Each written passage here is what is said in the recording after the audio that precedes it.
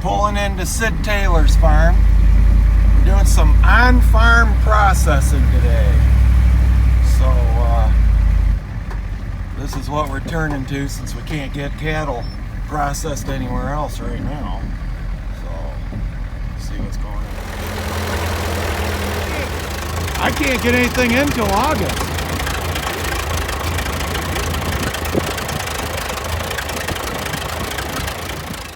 Custom cuts here. We go right out on the farm and do the big animals.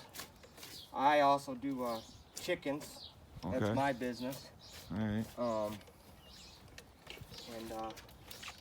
Yeah, we go out, get all the beef and All right. pork and stress-free on the animals. How do people get a hold of you? You can call Tab. It's 517-304-3102, or you can call me at 517-257-6550. And it's Tab's Custom Cuts is where we do the large animals through. He's located in Gregory, right off of 106. And we welcome people in to come watch us cut up the animals and everything, so they know they're getting exactly what they got. You know, it's not getting switched with something else. We try to have a good relationship with our customers. What's your preferred method for cutting and for wrapping beef? All the wrapping is done vacuum sealed. Burger beef vacuum sealed, all 1 pound packs or 2 pound packs. It's all custom, whatever you'd like. Do T-bones, porterhouse, whatever you want. We can do custom, however. All right, great. Try to keep it real clean. I wrap them in a cloth.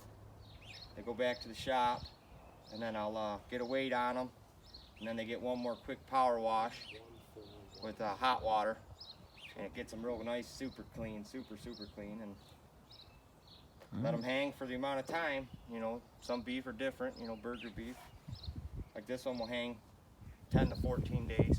All right right, in good. there. All right. Good info. All right, I'll let you get back to work. You lay it?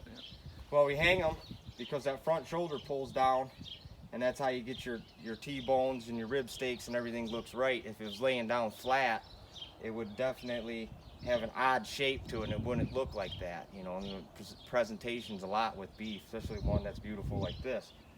You know, with the proper aging and everything. But when I put them in that other trailer, I'll hook these fronts on there just for the hour ride, just to hang them to get them back to the shop.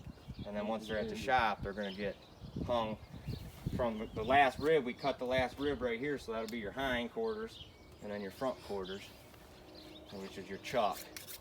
And then that gives it that presentability with that weight pulling down on it. Pick up the quarter, the front half, you know, the front half of beef is what it is, really. Then when I get back, I'll pick it up and saw it in half.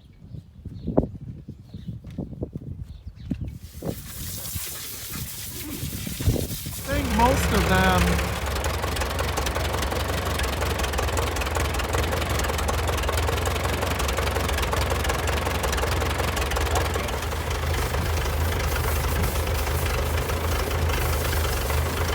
Northern Mexico, Monterrey. I don't know if you've heard of the name. Oh, I've heard of mine already.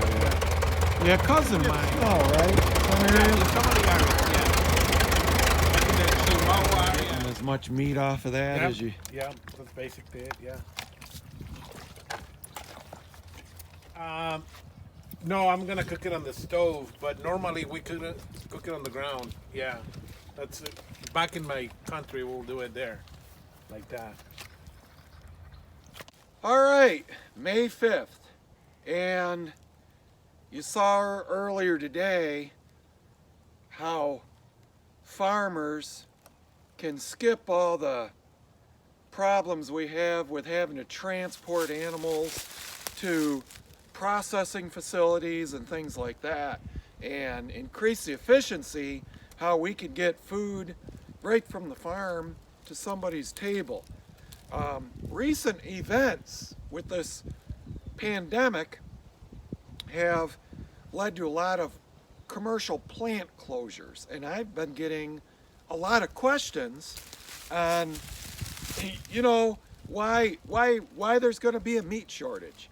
And some people are accusing farmers of just raising the prices, and why are farmers dumping milk, and why are hogs being killed by the thousands, and so forth. But let me tell you what the deal is. So now that the commercial plants are closed, largely, and most livestock are slaughtered in massive facilities, there's been a lot of consolidation of the meat industry. Over 80%, I believe, of like cattle slaughter is done by 3 major processors. And most of those are foreign owned.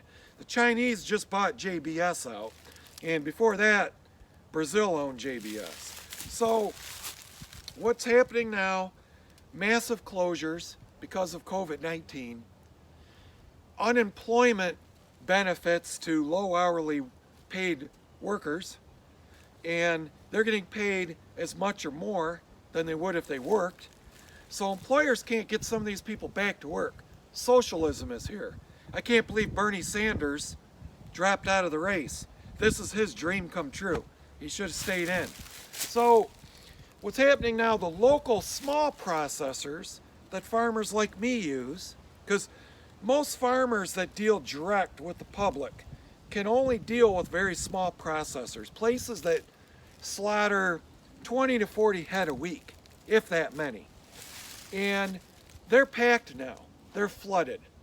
They're trying to handle the volume that was going to the large processors that would be killing 1,500 to 2,000, cattle per day, okay? So you can't even get cattle scheduled to go in. I got customers calling me wanting beef.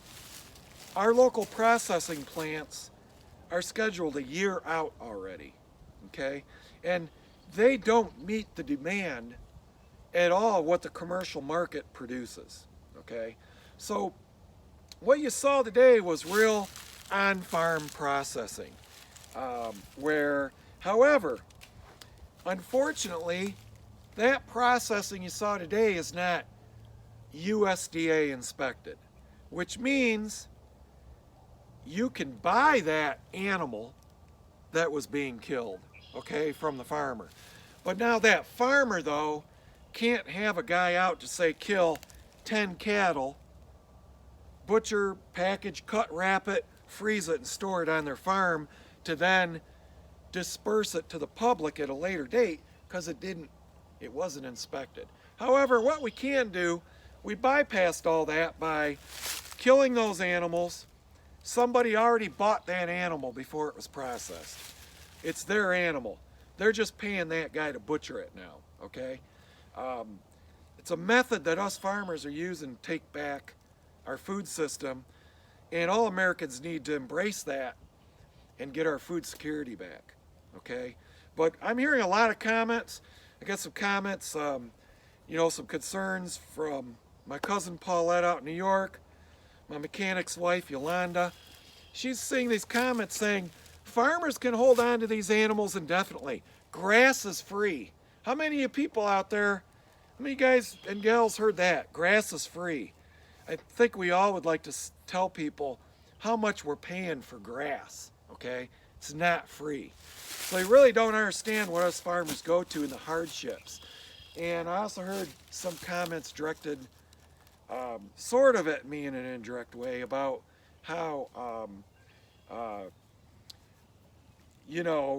we're just in a bad business model then if you can't weather the market. Raising livestock, you know how it is, long-term investment. We can't turn it on and off that quick, okay? We're getting hit from both sides. So, I'd like to get some interesting, some comments from some of you on if you're getting a flood of calls, some of you people that have cattle or other livestock. Could be chickens, backyard egg producers, this is an opportunity for us to shine. And, fortunately we can't ramp up production fast enough, but we do have, we've got producers in this state killing thousands of hogs right now. Me and a bunch of people are going to make a trip maybe next week to the west side of the state, bring back several dozen hogs. And we may be slaughtering them ourselves Because that guy you saw today, you know, AJ, I don't even know if we get him. You know, that guy's probably going to be really busy too, or is right now. So you're going to see, in order to obtain our food security, a lot of us are just going to be killing our own animals, doing an amateur butchering job, but we're going to be putting food on the table. However, you know, we do have, this might be a time to consider a startup cost for local processors. The problems with the government regulations that are making it so expensive for these local startup processing facilities to get up and going, because we need them now. We're farming out our food to the Chinese, the Brazilians, and when we get hit, when we get a stressor like this pandemic, look what happens. And giving away free money for people not to work is stupid, especially when this virus is, it's killed 50,000 people? 40,000 people die a month from smoking, okay? So let's take it back, and let's take it back now, America. And a lot of you already know how I feel about the pandemic and the quarantining of healthy people like us, trying to prevent us from doing our job. Thanks for tuning in.